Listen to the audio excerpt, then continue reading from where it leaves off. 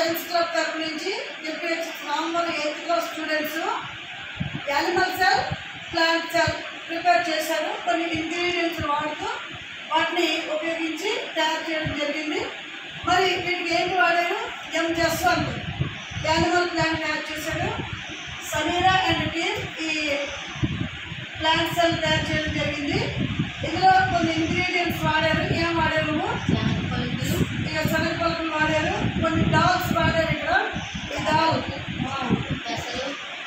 పెసలు, శనగపప్పు, కందిపప్పు, రెడ్ గ్రామ్ ఇవన్నీ కూడా వాడారు. మస్టర్డ్ సీడ్స్, ఆవాలు కూడా వాడారు. కొన్ని చోట్ల మిరియాలు కూడా వాడారు. ఇక మినపప్పు పెట్టడం జరిగింది. శనగపప్పును బద్దలు చేసి పెట్టారు. మరి ఇక్కడ కూడా కొన్ని పీనట్స్, గ్రౌండ్ నట్, ఈ శనగపప్పు శనగకాయలు కూడా షెల్స్ కూడా వాడటం జరిగింది. ఇక ప్లాంట్ సెల్ యానిమల్ సెల్కి డిఫరెన్స్ చెప్పండి పిల్లలు.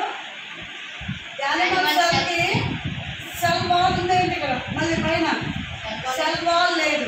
సెల్ వాల్ ఇది ఆప్షన్. ఇక్కడ సెల్ వాల్ అనేది మనకి ఉంటుంది.